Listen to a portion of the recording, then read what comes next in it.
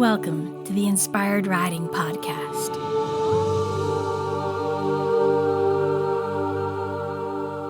I'm your host, Beth Lauren Parrish. As a certified riding instructor, remote coach, and rapid transformational therapy practitioner, a powerful form of hypnotherapy, I'm here to remind you to slow down, trust your intuition, and really deeply listen to your horse. And this will make for the best co-creative dances possible, whether you're on the ground or connecting on their backs. Thank you so much for being here, and here we go. Hello there, Inspired Riders. In this podcast, I'm going to be interviewing Heather Lomax of Hidden Creek Ranch in Maricopa, California. Heather has been a riding instructor and horse trainer for over 25 years. Heather's also a clinician specializing in horse-rider relationships, foundations for bridleless riding, and gaited horses for many years. In 2020, she tried horseback archery and fell in love with it. As it turned out, her horse training methods and values are the perfect foundation for mounted archery. Heather continues to evolve with her instruction, and she prioritizes listening to the horses and allowing them to have a say in what works best for them. She aims to recognize anxiety in horses and how we as riders have come to normalize it. By identifying its causes, we can further develop a trusting and mutual partnership. Thanks to the horse, this sport of horseback archery has made for some of the best adventures of her life. She has traveled to participate in horseback archery in Taiwan, France, and even Mongolia to the World Championships, and again to the World Championships held in Tennessee this year. To her, it is all about the horse and our relationship with them. I'm so excited to interview her, and here we go. Heather, thank you so much for joining me on the podcast. I'm excited to be here. Thank you for having me. You're welcome. As you know, I'm doing a riding instructor interview series. So the first thing I want to know is, what do you love most about teaching? Enabling the addiction of horses. Yes. Enabling others to be exposed to horses, from very first-time riders to experienced riders, and then developing that connection, that magical connection for those who realize they love it. That's gorgeous. I already got chills from your first answer. Thank you. And it's so true. There's nothing like that connection. And seeing all those smiles happen, and you can feel the heart openings, it's the most gorgeous thing, isn't it? It is. And they're not, they're hard fought for moments. And it really teaches us so many things about ourselves and about the workings of the world around us. So when we have those deeper, more magical moments, they're just that much more special. Absolutely. So I would love to know a little bit about your teaching style, especially about the fact that you teach mounted archery and how it's evolved over time. So I've only been involved in mounted archery 5 years this fall. So it's relatively new discipline to me. I came about it. My mom and I are actually close when it comes to riding and horse things, and she found a mounted archery clinic, and she asked me if I wanted to go with her. And I was actually teaching a clinic that particular weekend on horsemanship and bridleless riding, and I couldn't attend. And she came back and thought it was the greatest thing ever. And I actually drug my feet and put my heels in the ground and had a bunch of excuses as to why I didn't want to try it for about a year. And then the next year was COVID, and things in the horse world changed drastically. They were quite an improvement for us because people would find their way out here.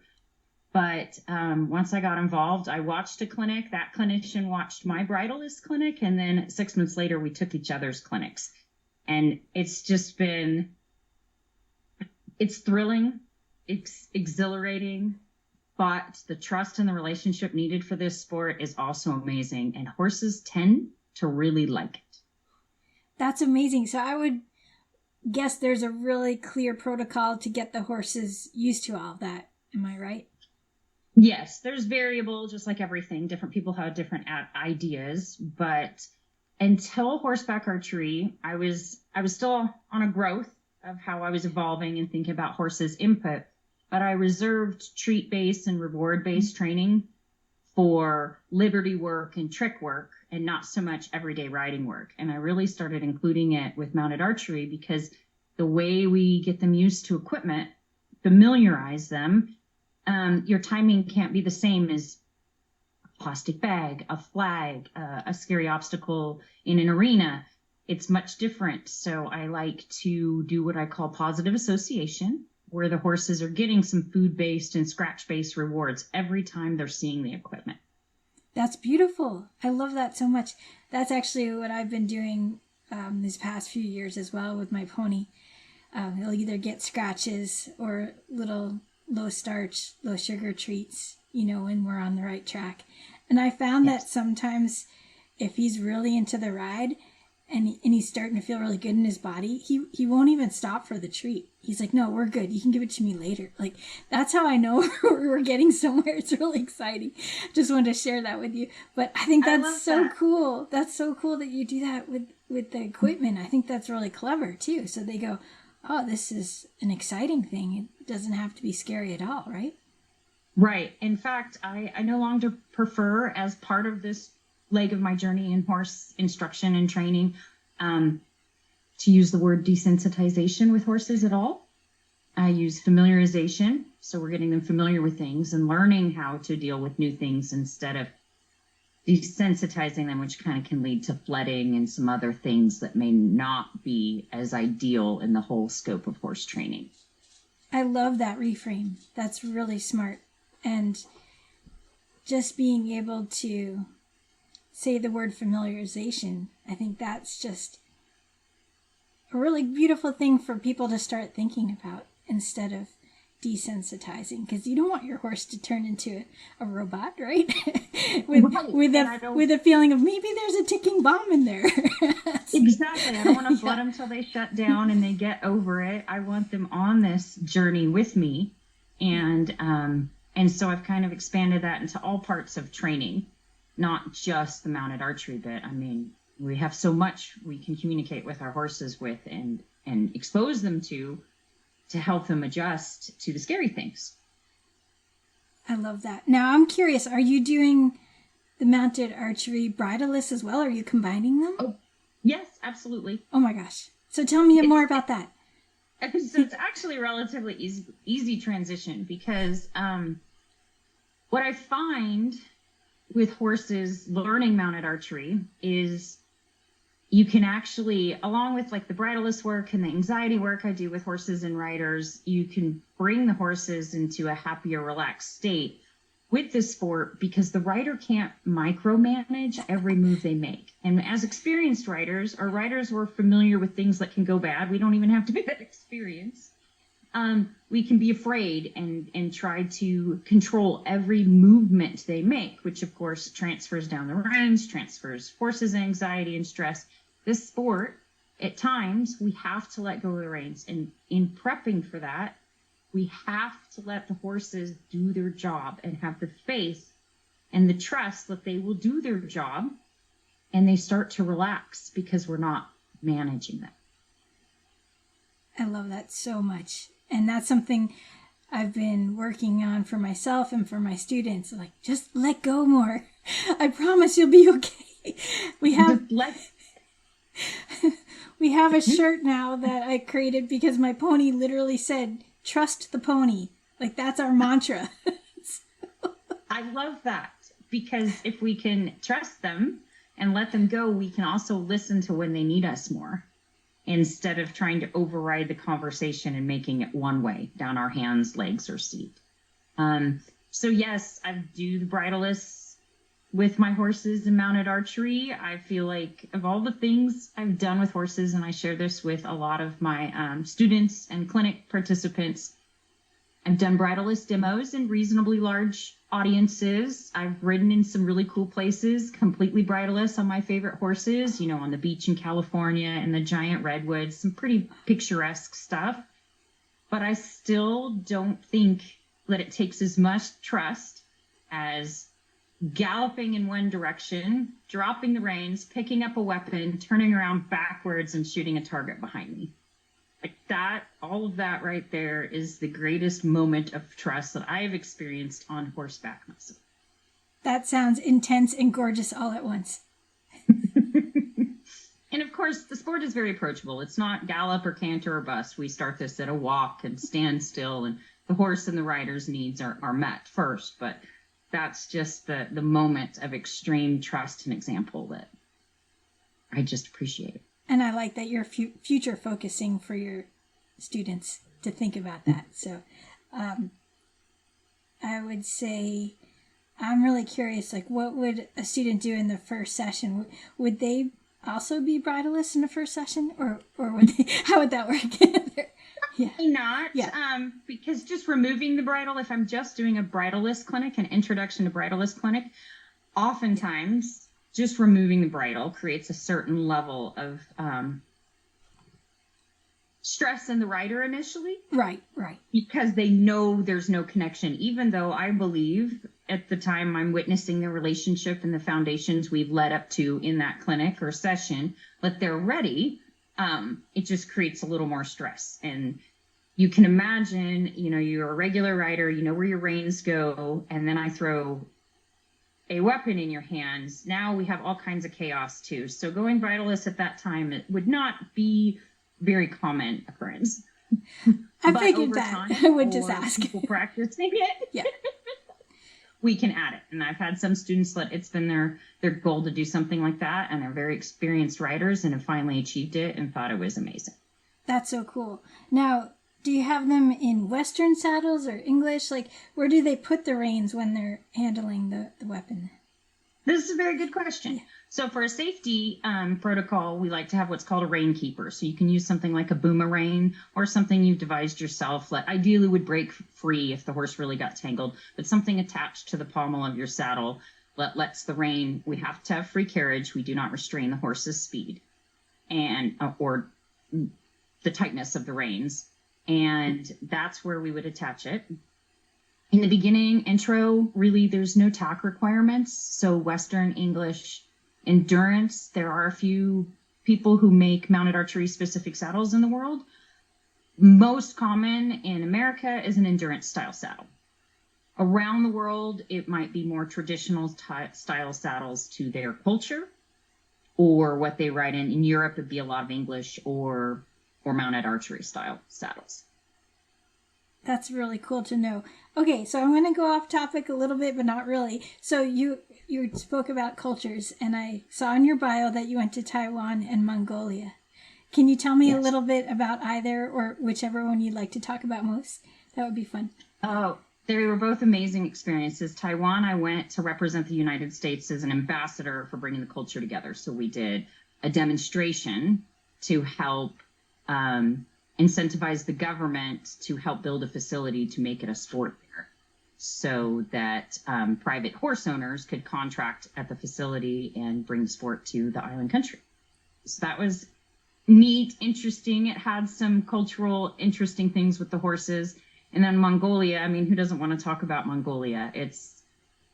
The culture is amazing and welcoming, but it is definitely a step back in time. The horses are gathered off the steppe and brought in, and if you can manage or catch them or get your way on there, you can ride them. But they kind of just run fast in a straight line places. That's amazing. And so beautiful that you're able to help in Taiwan in that way. I love that. And my experience with Mongolia was actually watching Julia Roberts do her documentary about it. Did you ever see that? No, I am not even aware of that. Now I'll have to... I'm pretty sure I got it out of the library on VHS. That's how old it is. And it was absolutely incredible. She was one of the first celebrities to be able to go to Mongolia and ride there.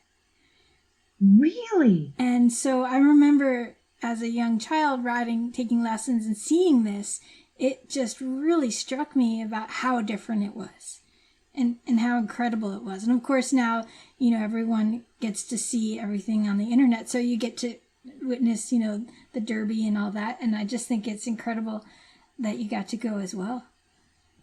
It was incredible. And now there's quite a thriving tourism business for horse adventures there.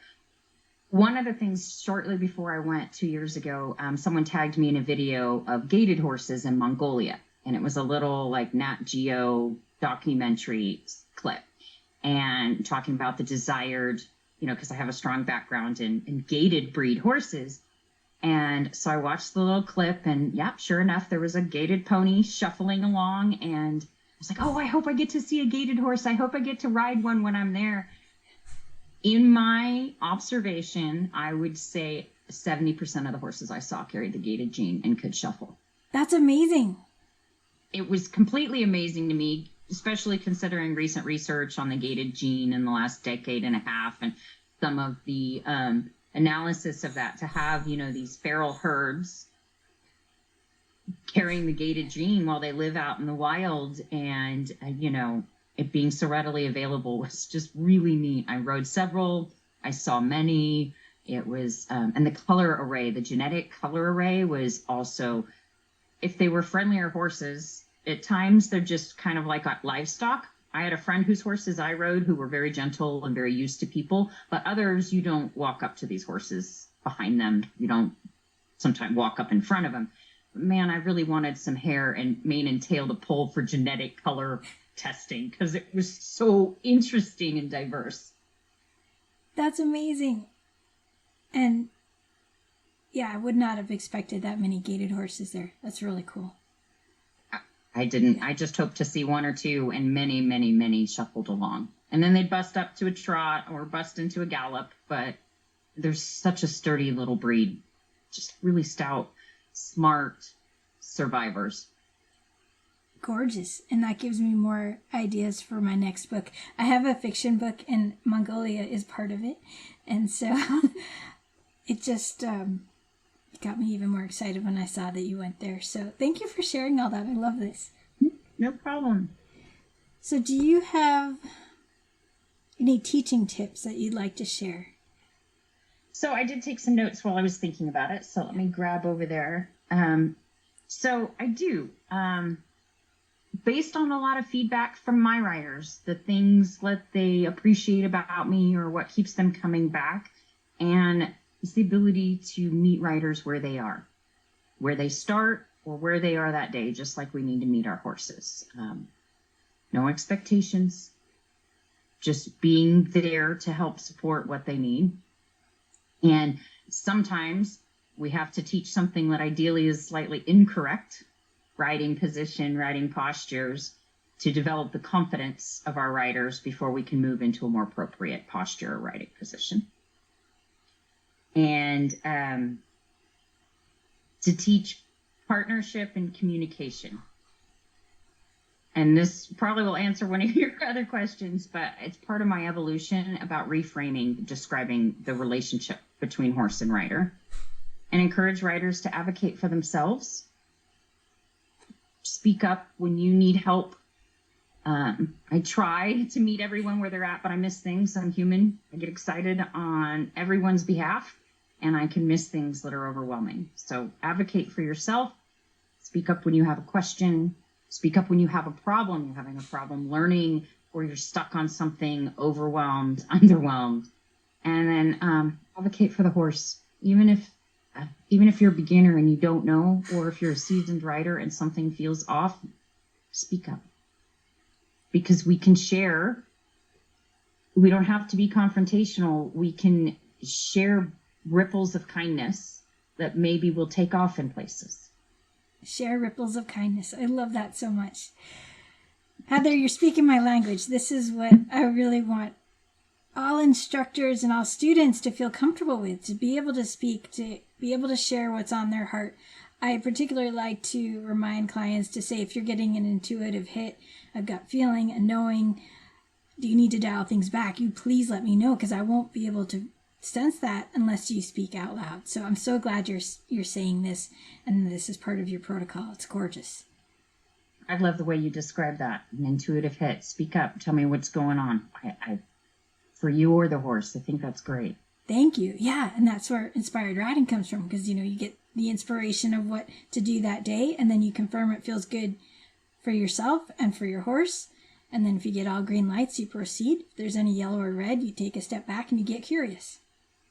Yes, I love that. That's great. Thank you. You're welcome. Thank you. And so tell me a little bit about, you were saying offering a different kind of position. Can you talk more about that? So I was brought in, I've been riding my whole life.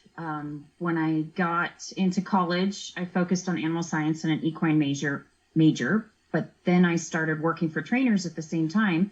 And I was brought into it, dominance theory, make the horse listen, force this, force that, which is unfortunately, I believe, quite an effective way to train, to shut horses down and make sure they're compliant. And so I would initially teach other riders that kind of verbiage, make them listen, you have to be in charge. And that evolved to, you need to be a good leader instead of in charge, trying to reframe it to a little bit more community. And now I really am trying to eliminate all words that describe you being in charge, the dominant one, to I describe it as a partnership, and effective partnerships require communication, and communication is explaining and listening. And that's what we're working for to our horses, to listen to them and figure out how to explain what we would like after hearing them. I love that so much.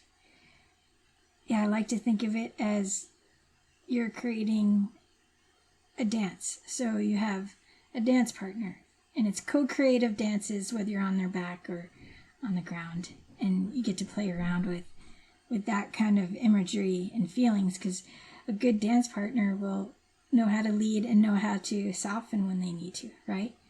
And play back and forth. I absolutely love and appreciate that description, because it's important that we can get that feedback. And, sometimes the voices out in the world might object to saying, the horse can say no.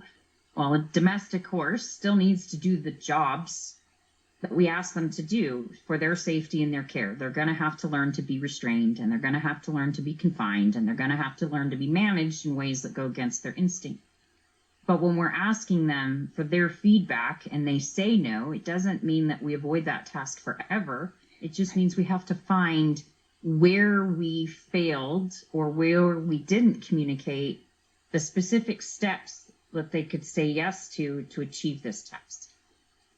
Exactly. And what I've been seeing recently is so many people, when they feel like they're getting a no from the horse, they feel like it's going to be no forever, and then they get really worried. Like, no, they're living in the moment. It might be a not yet, or not right now, or maybe give me a moment, I need to breathe, or maybe we need to walk together a little more, and then it'll be okay, let's go for it. Right. Or maybe I just don't understand this part yet, or this part has now created some worry and some anxiety in me. Yeah. And I feel that for probably too long, we have normalized many terms in the horse industry for anxiety in horses. To me, I don't currently subscribe to terms, to the popularized way we describe horses as hot or forward. I can understand some principles behind a forward moving horse, but I think in the general populace, we've used forward to mean jiggy, hot, rushy.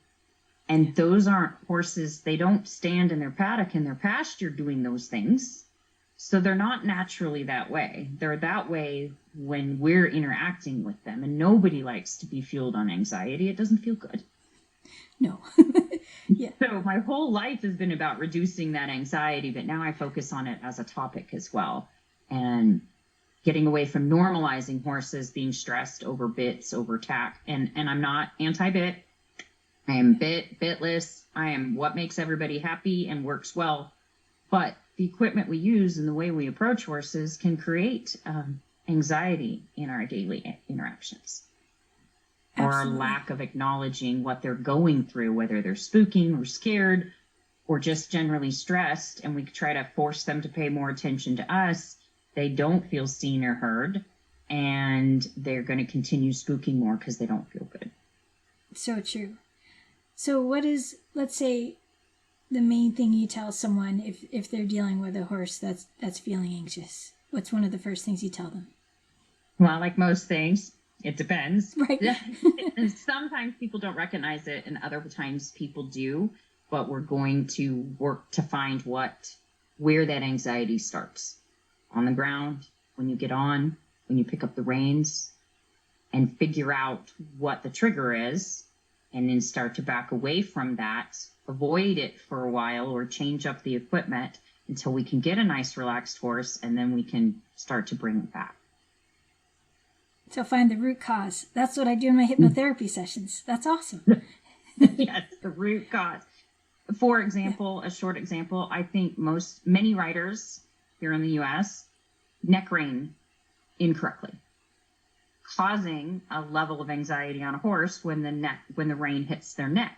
Particularly in the gaited breeds, people like to ride them fast and not teach them to walk slow, and so the horses are just going fast everywhere, and the gaited breeds don't look like a pleasurable ride because they won't ride with a quarter horse, they won't ride with someone just hacking down the trail, but it's an induced anxiety from going fast or neck reining too firm. And so I might eliminate the neck reining for a while, or change the bit, or change the bridle. And then oftentimes a clinic, a long session, we can be in a cordeo by the end of it on a horse who was rushing earlier in the day. Nice. That's a great transformation. They have their head down, they're relaxed. I have some really cool photos of a progression of a clinic one day. People were like lunging, a bridleless clinic, lunging their horses in circles. I was watching them warm up, a lot of, pretty stressed horses. And then before lunch break, you look around and the horses' heads are relaxed and resetting their nervous system. And then by the end of the day, most everybody was working in a cordeo, couple just in a halter and a lead rope, but it's still a huge progression. And along those lines, I've had that happen in mounted archery clinics where we're teaching the person to let go of the reins, and the horse has anxiety from having their reins held tight all the time and always being managed. And once the horse starts to make the connection to where that rider has to drop the reins to shoot, and the horse is okay, I've watched a horse walk to the beginning of the start of where the rider's going to shoot, jig and kind of swirl over there kind of sideways, and then get to the start of the lane, what we shoot in oftentimes, take a deep breath, relax, and walk with their head down while the rider shoots, and then pick up their head in a little bit of stress at the end where the rider picks up the reins. But we're still getting somewhere in that session and finding what the horse's trigger is, all the while learning something new and having fun too. Oh, that's a beautiful image. Thank you for sharing that. Do you encourage your students to also do some special breathing as they go along as well? Yes. Probably not as much special breathing as I could grow and focus on, but definitely breathing. I remind breathing to match your horse, breathing to realize the environment around you, breathing in and out and tasting the air and smelling things, because I do get a lot of anxious riders, and I've seen some beautiful riders be quite worried, but be so inspired by wanting to do the sport of mounted archery, really increase their riding ability just to do it. That's so nice. I do the most simple one. I just say, let's do a horse sigh. And they breathe in, and then they do the flap of the lips. Oh, I love that. And then oftentimes the horse mirrors them, and they do it too. They do. And then once the horse realizes that the human's paying attention, they might start doing it to remind the human to do it, which is really fun too. That's great. I've started adding breathing into some of my groundwork, teaching people to lead a horse, more breathing to stop, and, exhale to ask your horse to stop instead of over managing the halter or the reins, and creating more force, creating more of a harmony in that. And I have a new colt. Unfortunately, last year I lost my favorite horse of all time at only 6 years old. Oh, so sorry. No, thank you. It left naturally a huge hole and a devastating loss of a soulmate, but he gave me so many gifts. And he was the first horse that I trained from no rider. He'd never been ridden, and he came to me quite abused. Human interaction terrified him. And he's the first horse that I trained from start to wherever we parted ways with this new methodology that I'm considering, and I don't have a moment that I regretted training or I felt I made a horrible mistake that I couldn't get out of, or, was too frustrated and took it out on the horse. And while losing him was devastating, it created a space for me to do that more with the horses I have and the horses that come through. And I ended up purchasing his baby brother from the same breeding farm, who was unhandled and then roughly handled to be, put in a trailer to go to a friend's house where I could come pick him up. So he had some bad interactions, but in no training.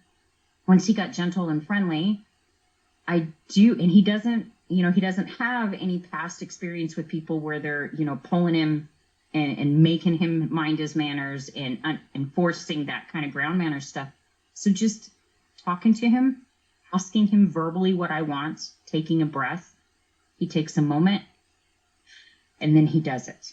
And it's amazing to continue this exploration of that first relationship on this guy. They're two different beings, but that's another place I'm at in my evolution, is inspired by, poorly paraphrased, the Tom Dorrance quote, a mule is like a horse, only more so, except for that's really expanded. But the short version would be something to the effect of, a mule makes you treat them like we should treat a horse. Asking for permission, explaining what you're going to do makes a huge difference on training a horse. And I find it makes a difference in riders too. If they can just talk about what they want to do, they can visualize what they expect out of the day. And our intentions we could even go with more about thoughts, but our intentions, our thoughts are so readily communicated to the horses. And by reframing how we approach that relationship through breaths and asking, man, I just am always amazed all the time at more things in that relationship that get done that were kind of ugly, like vaccinations, deworming. Absolutely. Oh my gosh, this is all the way I teach too, so I just get really excited hearing this. I love that. So yeah, just speaking out loud helps connect the clarity from within. And then clarity to me equals kindness. So you set up that vision so you can say it out loud. You can use your pictures in your mind, because horses will pick up on that. If you're not very visual, you just send them the energy. You feel into what you'd like them to do. I often will tell people, imagine you are the horse doing it as you're asking them. So you add another layer to it. It's really fun. I love that. So you get your hands in the clay that way, with all the different ways to help make it super clear. But I love that you use your breath for the groundwork and make sure that they say it out loud, because then you know for sure that the student is clear about what they are asking. And sometimes they're not sure. I had one moment where I was teaching a student and she was like looking down all the time. I'm like, why don't you look where you're going? She goes, wow, that's a great analogy for life. It's really sweet. She took it well. So the therapy sessions we engage in the presence of the horse. Exactly. All of us. Exactly. Yeah, I remember in my early 20s teaching. I'm from New York, and I was very much like, we get to the point, we get things done, of course in a kind way. And I didn't understand why people were telling me their whole life stories. And I was like, okay, and now they're crying, like, oh no, what do I do with this? And now fast forward 25 years later, and I'm encouraging people to cry in sessions, because that's how you let your emotions go. And it's really a beautiful thing to have your heart open. And when you're next to a horse, their energy field just feels like that energetic hug, and it helps you stay open and be able to express yourself. So I love that you're giving people and the horses such a safe space to do all of this. It's gorgeous. Yeah. Well, thank you. You're welcome. I love the journey and the evolution, and it just keeps it inspired. Yeah. I mean, and I'll be honest, last year, prior to losing my special horse, I actually experienced, very common for horse trainers and riders, burnout. Pretty extreme, more than just burnout. I was not finding the joy in riding myself. I was still finding joy in teaching others how to communicate and connect with their horse, but I wasn't finding joy any of it for myself, except for that one horse I'm telling you about. Dapples was his name. I found joy in him all the time, but no other horse. But through a weekend with a friend, hanging out and riding her horses, I did find that joy again. And I found it enough that when I lost him, I didn't make the decision to quit, to retire, to stop traveling, to stop this passion. And I will continue forward sharing, because grief is just the amount of love that you had, right? Yes. Know where to put it. But again, those gifts that were given, they're more than I could ever lose, which was hard for me to come to terms with. But nonetheless, all of the riding and the horses and these experiences, it just does so much. For me as an instructor, giving myself and giving to others, it sounds altruistic, but there's a selfish part of it. It feels good. There's an endorphin release that I enjoy. Absolutely. And it's so important to acknowledge that and to own it and enjoy it more, because the teaching is a gorgeous gift that we have to give, and the gift also comes back. I like to think of it as an infinity symbol. You give and receive, and it just keeps going back and forth, right? That is a great, absolutely. Working with the horses and working with the people. Yes, it's an endless gift. Win, win, win, because we add the horse in there. Yeah. So cool. Well, I'm going to go back to my question from earlier that I skipped over, but it's kind of relevant now because you were talking about that. How do you stay inspired now? Are there any specific things that light up for you while you're teaching? The horses still, watching others, collaborating with other instructors, other trainers, other professionals. I seek that out as much as I can in my time frame. I think that's a very important part of the horse industry that is often not practiced. And so collaboration, communication, or just learning from others and then applying it. And then the horse themselves, as long as you're exploring, sometimes they feel radical, new changes and new shifts in how you think about it. That's the inspiration. I love all of that. And yes, I think we should be collaborating a lot more. And that's been my goal, especially with this podcast series, is to meet more people and see how we can all use our amazing gifts together. So I have more in store after the podcast, but this is like the beginning part. So. I love this. Oh, I thank you for going on this journey and creating such a podcast theme. You're welcome. Thank you for being on it. And I have more questions if you have time. Yes, of course. Okay, cool. Do you have a story about a favorite lesson horse? I do. I just lost him a couple years ago at 28 years old. So he lived a long time. Got what I wanted, ripe old age. His name was Prissy's Firecracker or Cracker. And when we purchased him, he had been a bit heavily handled. At least that's the story he tells me. He was a little concerned about people too a lot. And as we came along, we had to go through some joint issues and find some soundness. He was 5 when I acquired him, but he was very sensitive, and he would take care of people. As he got into my lesson program, we cut our teeth teaching lessons together in my 20s. And we did it at summer camps. And the first place that hired me or contracted me, they had a string of rental horses. And I evaluated them, and I kicked about half of them out and brought my own horses. And Cracker was one of them.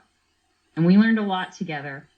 But he had an amazing ability to suss through riders and give them exactly what they needed all the time. And he was a kind of a easy to make anxious horse. And he would be calm for the anxious riders and a rock. And the overconfident riders, he would humble them appropriately. And he would look at me when things weren't going his way, when he was concerned. And he taught me to recognize this in all my lesson horses and anytime anybody's on a horse. He would look at me and I swear he'd be like, you need to help them and fix this so I don't have to. His eyes would get a little bigger and he'd get a little more concerned and he would head to me in the arena. And I was always there for him. And he's the kind of horse who is an amazing beginner horse, amazing advanced rider horse, but he could have never lived with a beginner. It just wouldn't have been compatible. But he could teach hundreds of the most unsure people every year. Oh my gosh, that horse is sounding like the most priceless lesson horse ever. Yeah. He was. And then to finish his story, towards the latter years of his life, he was retired. He had early onset arthritis as a younger horse, but that had all fused, and I'd stopped riding him. And we have a large shared family ranch. There's several families and generations on here. And like I said, I ride with my mom quite a bit, and she has a household on this 60-acre ranch. And the retired horses generally stay on her side because it's quieter, more peaceful, not as much competition with the other horses. And he broke out one day, and he ran over here with his herd mates, and then he requested to be put in my pasture, and he sent the other herd mates back to the other house. And I was like, you want to live here? Okay, fine. And then every day I was giving lessons, he was like hanging his face over the fence, which is how I met him in the first place. He's like, put me in, coach. I can do it. So he went back to work in his latter years teaching the tiniest terrified riders to ride again, because I believe he asked for it. He wanted to participate. He totally did. That's gorgeous. I truly believe these seniors really want to have that connection and a purpose, just like people, you know? Yes. I love that Yes. story. How sweet. He's like, yeah, no, I don't belong in this space. I need to be doing stuff. I need to be over here. I've been retired long enough. I hear you got a program active again, so I'm here for it. And some of that is how I currently train horses now, too. Earlier in my career, in my 20s, I'd tell people, sure, you can come see your horse be trained. You can come and visit. But the first 2 weeks, 2 to 3 weeks, it's kind of like boot camp. You know, imagine you're going to go exercise hard. You're going to be a little discouraged the first few weeks, and you're going to see that in your horse, and then you're going to see a change, and they're going to come around. Well, again, part of my evolution, that's not part of my program anymore. Part of my program is evaluating who the horse is and what their personality is, and then I usually kick them out in pasture with my group, the proper group for them. And I wait for them to show up at the gate like every other horse waiting for their turn to be included. And when they do, they're ready to learn. They're like, I see that it's not bad. Nobody's being that stressed. They all show up at the gate. They all want to participate. So I kind of want to see what that's about. That is so cool. I love it so much, Heather. It's a growth mindset, but for the horses, right? Yes. Oh my gosh, what if every program did that? You have to have the space to do it. But man, I spend so much less actual manual hours of training and much more quality work with them. And then because I travel to compete now, my lesson horses and all my horses need to be able to hang out without being tuned up. Right. And this just allows them to come back to work all the time with large periods of time. My young horses, they get months, quarter of a year, half a year, more, almost a year off at times to just hang out and be horses. And then, of course, physically, they need to come back for work too. But mentally, they don't need to be tuned up all the time and ready to work. They come back to work because they want to, because I show up, they line up at the gate, and they want their turn. Oh my gosh. I'm remembering what my dad has told me. I want to come back as one of your animals. So I say that. Yes. I think all the animals at your place are blessed to have you. That's so cool. Thank you. You're welcome. What's something that surprised you with teaching? I am surprised almost every day. I had someone years ago, I was running a tournament here at my facility for Mounted Archery. We have, as you saw in the bio, a national and international training and competition facility here. So a couple times a year, people come in from all kinds of places to compete, in addition to our smaller tournaments that's more local. And one of the guys flying in from, I think, Alaska, we all went on a trail ride after I was done with a lesson in the morning. And he looks at me, he goes, how'd your lesson go? And I go, good. And he goes, what did you learn? And I just rattled off to him what I'd learned from that student. And it was something about how to better explain something, a very beginner writer.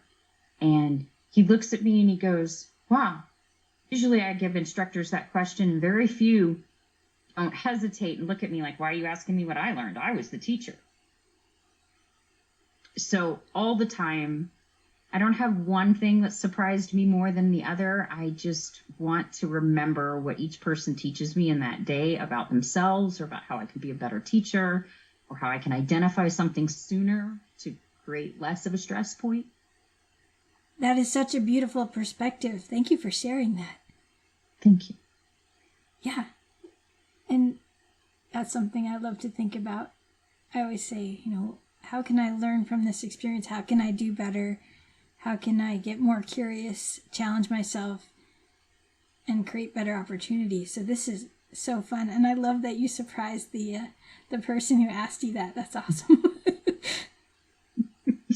I do like to surprise people sometimes. Sometimes part of my, this isn't necessarily relevant to his question, but sometimes I don't want to build fear in people. And so I just kind of casually introduce something that would have a few hours ago been way out of their comfort zone. Now it's only slightly out of their comfort zone and totally achievable. Like the bridleless clinics, when someone is ready to remove the bridle and I feel it's safe enough to try it, I usually don't warn them that it's coming. I just walk up, pull the bridle, hand them the things they need. We've gotten there, and they're just there in the moment. It's more of a way to ground and be present, because now it's happening instead of anticipating what's coming and can I do it, and all the self-doubt that goes through that. That's really smart. And most fear is just about anticipating the unknown, right? Yes. Yeah. Absolutely. I love that. Do you have a transformation story about a student that you'd like to share? Sure. So this was in the beginning of me becoming familiar with mounted archery. It was the first weekend that I took a clinic, but in mounted archery, but I also gave an 8-hour bridleless clinic. And one student, she's a repeat student, an adult woman, but had not cantered in many, many years since she was a kid and was afraid of it. And it created a lot of stress and anxiety for her, but obviously in a bridleless clinic or anytime, I'm not going to force somebody way outside of their comfort zone, just a little bit. And the assignment before we broke for lunch was to come up with a song that you want to just ride your horse to when we come back from lunch. You can choreograph it, or you can just ride. But everybody had gotten bridleless to the point where they could ride with a cordeo. And this one student, she picked a song, I played it on a PA system, and she just moved with her horse so beautifully. She picked up the canter on purpose because the moment felt right, and was doing like lead changes. They were beautiful. Oh my gosh. She would just circle this way and then drop change the other way, or simple change. And she just, in the moment, all the inspiration came together for her, and it was truly inspiring. And she cantered for the first time in a couple of decades. That's gorgeous. Do you remember what the song was? I don't remember it. I can give it to you later because I do have it. But it was I'm so curious now. Yeah. An orchestral type of music. It was no lyrics and just a rhythm. That's amazing. And it also goes with my theory that horses plus music is absolute magic. It is. Yeah. Freestyle riding to music is just beautiful. It creates your emotional connection and your visualization and the feelings that you have in that moment. And you can plan it and have something that you've choreographed, or you can be in the moment and still achieve some of the most beautiful times to experience that, avatar-like connection. We're all hunting, where we plug our ponytail into the pony and exactly. we think together. And the horses, they feel how much we love the music, and then they enjoy it even more. And it creates that childlike wonder that they love too. So it's just beautiful. They have an ability to identify range of rhythm and sound through their own need to communicate with each other. I really feel that they can get into it, and they can be there in the motion of the rhythm at different times with you. Like the dance you were talking about. Yeah, one of my favorite things was to put a playlist together. I used to do exercise riding for a bunch of people at one barn, and each horse I would just play the different songs, and certain songs they would really light up. And it was really fun to notice which ones they liked more than the others. It is. It is. Yeah. I love that. It's amazing. I love that you me. use it in your clinics. That's just so fun. I want to go to your clinic now. I love that. You're welcome anytime. Thank you. Okay, if you could teach a master class to other instructors, what would the topic be and what would be some of the key points? I would really like to encourage the topic, I've spoke about it a bit, is recognizing anxiety in the ridden or handled horse. So important. Because, like I said, I feel like we have normalized it in many ways. And as an industry, a lot of us are waking up and growing and adapting past that and recognizing pain in the ridden horse and recognizing these warning signs. But there's still steeped tradition, and horses are being naughty. They're testing you. They're being defiant, different things. So I would want to talk about reframing how we think of their behavior. And horses are not trying to get one over on us. They're not being naughty, not being bad. They're not being lazy or temperamental. They're being horses. And they're expressing their reactions and needs to us. And sometimes they have to get quite loud before we hear it and see it as something that we don't approve of. And I would encourage, so I kind of added those two of the 3 items together: reframe, move away from normalizing anxiety, and listen to the horse. Let them have input at every step of the day and acknowledge it, from a simple, teaching our riders and teaching the horses that we're going to acknowledge what they're concerned about and look in that direction to let them know we're there with them, to recognizing where the stress starts. Is it at tacking? Is it when we go to catch them? Is it when we go to get on? And is it all the time? Or is the horse experiencing something temporarily painful or stressful or something that worries them? Love it. Let's schedule this masterclass. Okay. So cool. Let's do it. Awesome, Heather. Is there anything else that you'd like to add that I haven't asked you?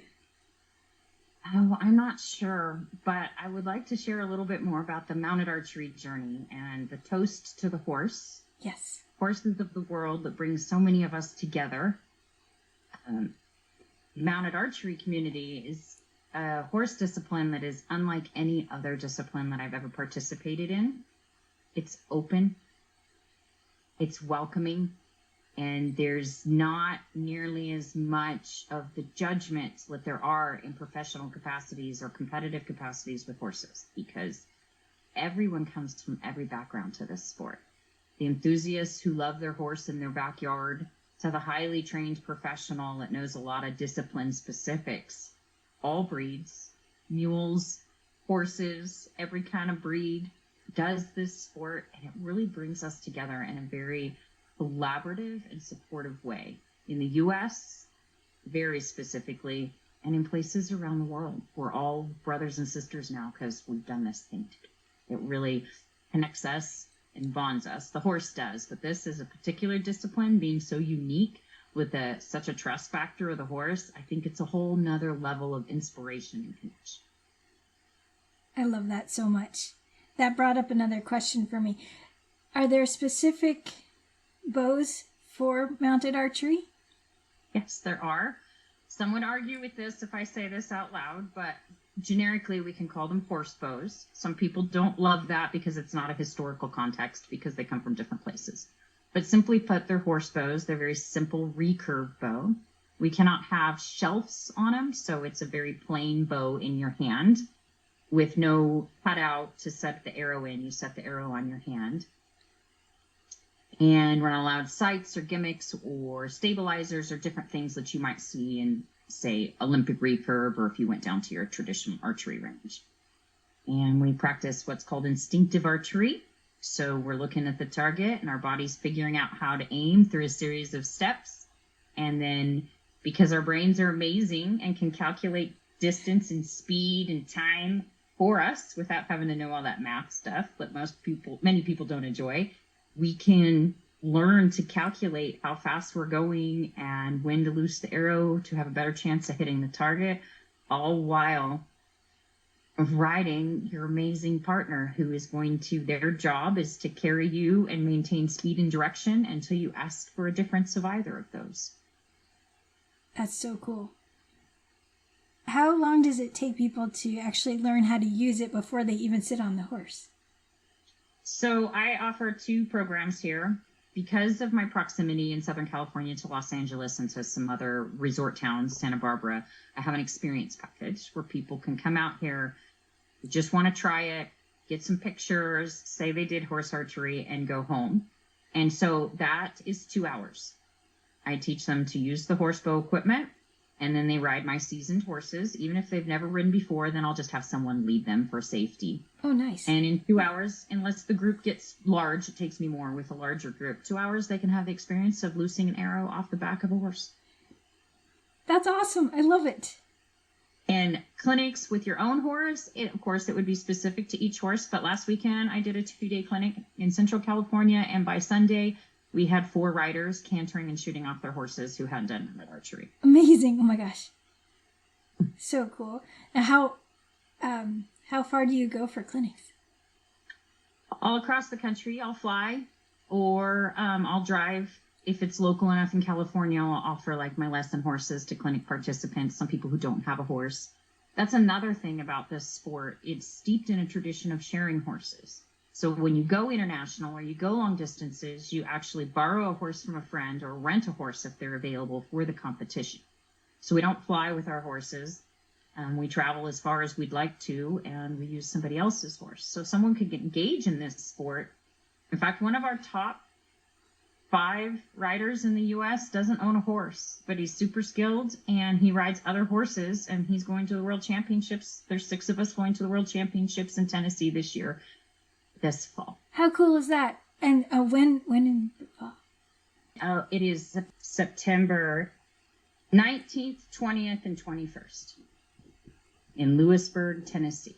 And is it open to the public for people to watch? It is open to the public. You would come and see the world's best horse archers from around the country the world, not just the country. We have our 6 riders from the U.S., but around the world we have there'll be at least 12 nations with a team and many other nations with an individual or 2 competing.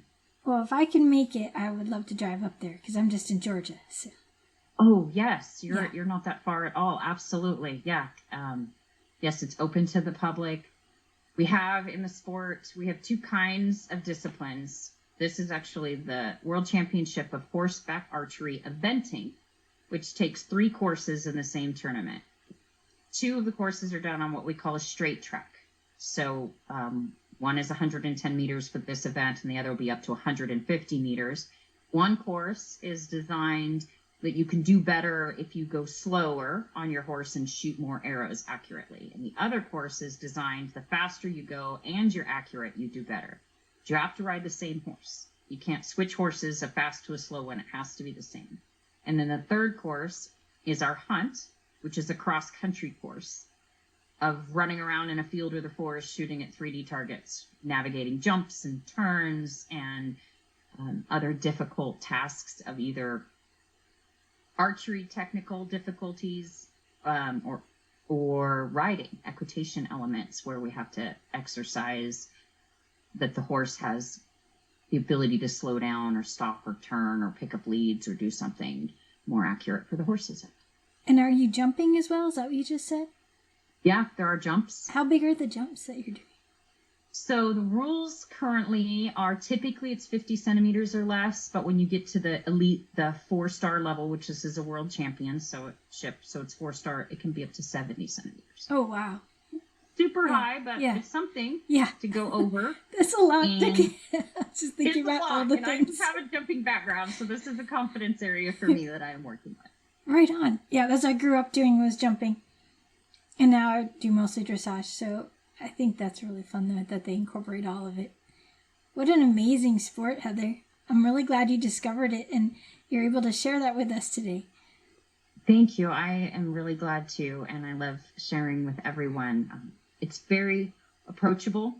I think if anybody's ever had half a thought of trying it, try it. Because it's very approachable. But I'll give you a warning. you may like it a lot. Yeah, I can feel how that will be addicting.